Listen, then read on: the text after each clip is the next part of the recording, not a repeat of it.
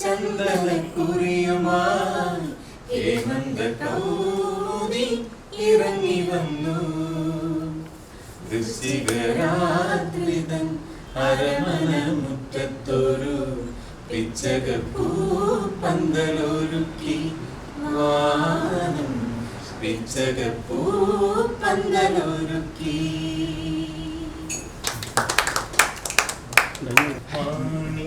വീണയുമായൻ മനസ്സിന്റെ താമരപ്പൂവിലുണർന്നവളെ പാടുകില്ലേ വീണമീട്ടുകില്ലേ നിന്റെ വേദന എന്നോട് ചൊല്ലുകില്ലേ ഒന്നും മിണ്ടുകില്ലേ.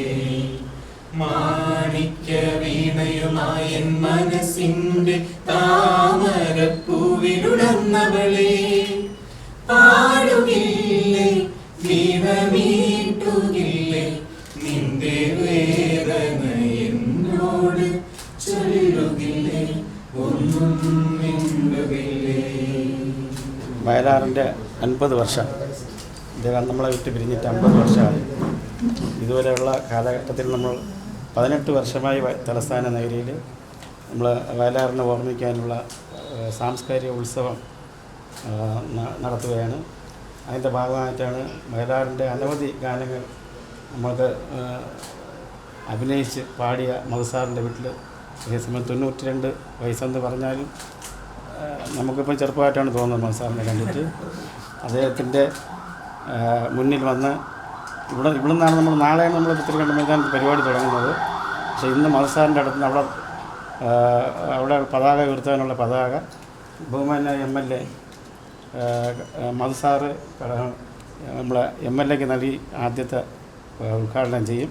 അതിനുശേഷം അദ്ദേഹത്തിൻ്റെ ജന്മദിനം മറ്റൊരു കേക്ക് നമ്മൾ മുറിക്കും, അദ്ദേഹത്തിനെ ആദരിക്കും. ഇത്രയാണ് നമ്മളെ ചടങ്ങുകൾ. ആദ്യമായി പതാക കൈമാറുന്നു.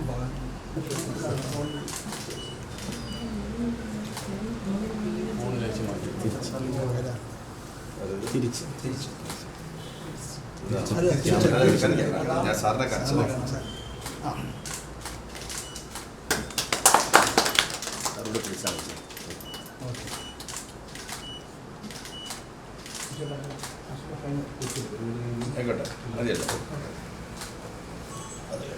Happy birthday to you. Happy birthday to you. Happy birthday dear Madhusar. Happy birthday to you.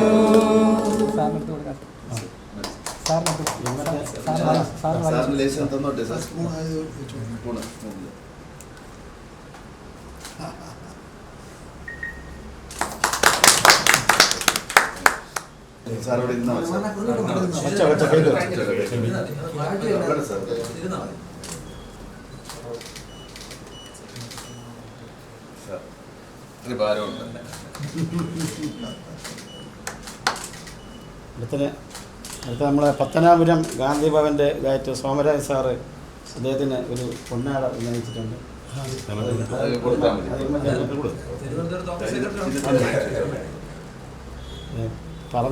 പ്രത്യേകം പറഞ്ഞ് സാറിൻ്റെ പറയണമെന്ന്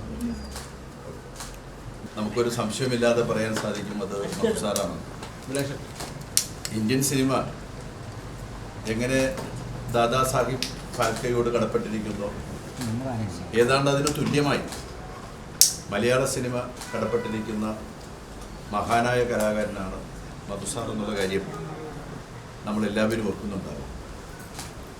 ഞാനിപ്പോൾ ഓർക്കുന്നത് അദ്ദേഹത്തിൻ്റെ നവതി ആഘോഷവേളയാണ്. തിരുവനന്തപുരത്ത് BJT ഹാളിൽ അന്ന് സംഘടിപ്പിച്ച വലിയ പരിപാടി, അതിന് നേതൃത്വം കൊടുക്കാൻ വിജയകുമാറിനോടൊപ്പം ഞാനും വളരെ സജീവമായിട്ടുണ്ടായിരുന്നു. അന്ന് തിരുവനന്തപുരത്തെ സാംസ്കാരിക മേഖലയാകെ സാറിൻ്റെ സിനിമകളെക്കുറിച്ചും മറ്റുമെല്ലാം തന്നെ ഗൗരവതരമായിട്ടുള്ള ചർച്ചകൾ കൊണ്ട് സമ്പന്നമായ ദിവസങ്ങൾ സമ്മാനിക്കുന്നുണ്ടായിരുന്നു. ആ ദിവസങ്ങൾ ഓർത്തുകൊണ്ട് വയലാർ സാംസ്കാരിക വേദി തലസ്ഥാന നഗരിയുടെ അഭിമാനമായിട്ടുള്ള സാംസ്കാരിക പ്രസ്ഥാനം എന്നുള്ള നിലയിൽ കഴിഞ്ഞ 18 വർഷമായിട്ട് വയലാർ സാംസ്കാരിക ഉത്സവം ഏതാണ്ട് 10 ദിവസക്കാലം നീണ്ടു നിൽക്കുന്ന ഒരു മഹത്തായിട്ടുള്ള ഉത്സവം സംഘടിപ്പിക്കുന്നുണ്ട്. ഈ വർഷത്തെ ഉത്സവം നാളെ ആരംഭിക്കുകയാണ്. വയലാർ രചിച്ചതായിട്ടുള്ള ഒരുപാട് പാട്ടുകൾക്ക്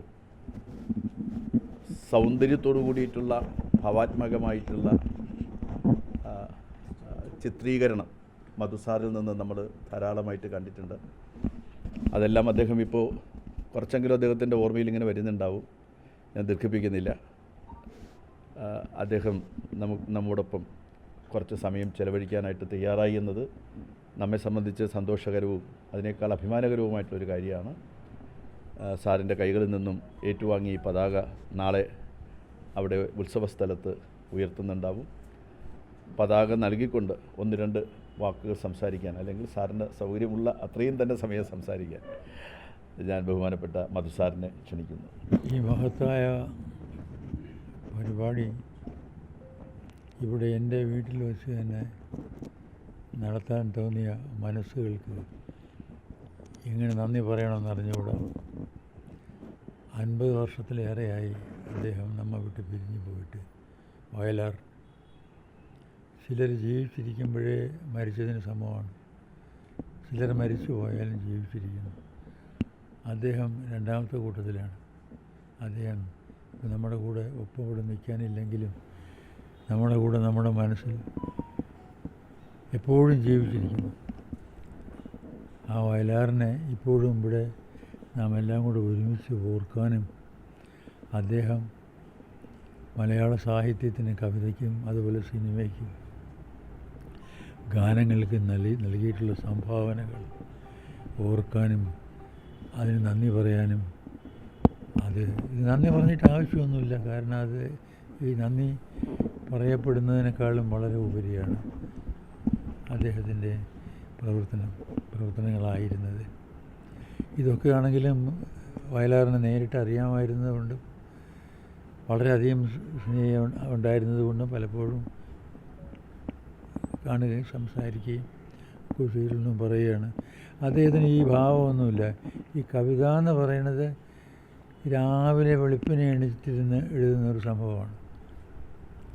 അദ്ദേഹം എപ്പോഴും വെളുപ്പാൻ കാലത്ത് എണീറ്റിരുന്നിട്ട് നേരം വെളുക്കുന്നവരെ എഴുതി കഴിഞ്ഞാൽ പിന്നെ പകലിരുന്ന് എഴുതുക അതൊന്നുമില്ല. ധാരാളം ഫ്രണ്ട്സിനെ കാണുക, യാത്ര ചെയ്യുക, അത് ചെയ്യുക, ഇത് ചെയ്യുക. അങ്ങനെ ഒരു പ്രത്യേക സ്വഭാവക്കാരനായിരുന്നു. അത് പറഞ്ഞ് തീരുന്നതിന് മുമ്പ് എഴുതി കൈ കൊടുക്കുകയും ചെയ്യും. അതൊരു ജീനിയസ്. അതോ മുകളിൽ നിന്ന് ഇവിടുന്നോ എന്താ പറയാൻ, ഈശ്വരനിൽ വിശ്വാസമുണ്ടെങ്കിൽ ഈശ്വരൻ നൽകിയ ഒരു വലിയൊരു വരം. അങ്ങനെ വരം കിട്ടിയിട്ടുള്ള കവികൾ ചുരുക്കമാണ്. കേരളത്തിലും മലയാളത്തിലും മാത്രമല്ല, ലോക സാഹിത്യത്തിൽ തന്നെ വളരെ ചുരുക്കമാണ്. വയലാറിനെ പോലെ ഒരു കവി നമുക്കിവിടെ പിറന്ന് കിട്ടിയതിൽ, നമ്മുടെ കൂടെ ഉണ്ടായിരുന്നതിൽ, നമുക്ക് വേണ്ടി കവിതകളും പാട്ടുകളും ഒക്കെ എഴുതിയതിൽ നമ്മുടെ ഏറ്റവും വലിയ ഭാഗ്യമാണ്. അതിന് ദൈവത്തിനോട് നാം കടപ്പെട്ടിരിക്കുന്നു. എനിക്ക് ഇത് പറയുമ്പോൾ പഴയ ഞങ്ങൾ തമ്മിൽ അടുപ്പത്തിലുണ്ടായിരുന്ന് സംസാരിച്ച കാര്യങ്ങളും എന്ത് വന്നിരുന്നാലും ഒരിക്കലും വയലാറിനെ ഞാൻ ദേഷ്യപ്പെട്ടോ സങ്കടപ്പെട്ടോ കണ്ടിട്ടില്ല സത്യത്തിൽ. ബാക്കി എല്ലാവർക്കും പെട്ടെന്ന് ദേഷ്യം വരികയും പെട്ടെന്ന് സന്തോഷം വരികയും പൊട്ടിച്ചിരിക്കുകയും ഒക്കെ ചെയ്യും. ഇത് വല്ലപ്പോഴൊക്കെ പൊട്ടിച്ചിരിക്കുമെങ്കിലും അവിടെ അങ്ങനെ വികാരങ്ങളൊന്നും അദ്ദേഹത്തിൻ്റെ ജീവിതത്തിൽ ഒരു മാറ്റവും വരുത്തിയിരുന്നില്ല. ഒരു രീതിയിലും റിയാക്ട് ചെയ്തിരുന്നതുമില്ല. ഒരു വലിയ മനുഷ്യൻ. കൂടുതൽ എന്താ പറയുക, അദ്ദേഹത്തിൻ്റെ മകനിവിടെ വന്നിരുന്നു ഒരു കുറച്ച് ദിവസങ്ങൾക്ക് മുമ്പ്. ഇവിടെ വന്ന് ഇതുപോലെ തന്നെ, അത് ഏതിൻ്റെ ആയിരുന്നത്, പിറന്നാളിനാണോ ഓണത്തിനാണോ, ചെമ്മീൻ്റെ 60ാം വർഷം ആഘോഷിക്കുന്ന സമയത്ത് ഇവിടെ വന്നിരുന്നു. അദ്ദേഹം ഇവിടെ ഇരുന്ന് തന്നെ ഇതുപോലെ തന്നെ കുറേ പാട്ടുകളൊക്കെ പാടിയിട്ടാണ് പോയത്. അപ്പോഴും വയലാറിനെ ഓർക്കാനുള്ള അവസരമുണ്ടായി. ഞാൻ കൂടുതൽ സംസാരിച്ച് ഉപദ്രവിക്കണില്ല. കാരണം പാട്ടാണ് പ്രധാനം. എൻ്റെ വാചകങ്ങളെക്കാളും വയലാറിനെ ഓർത്തുകൊണ്ട്, ഓർക്കാനൊന്നുമില്ല, എപ്പോഴും ഓർമ്മയിലുണ്ട്, കൂടെ ഉണ്ട് എന്ന് വിശ്വസിച്ചുകൊണ്ട് ഞാൻ എൻ്റെ വാക്കുകൾ ചുരുക്കുന്നു. വയലാർ എന്നും നമ്മളൊപ്പം ഉണ്ടാവും.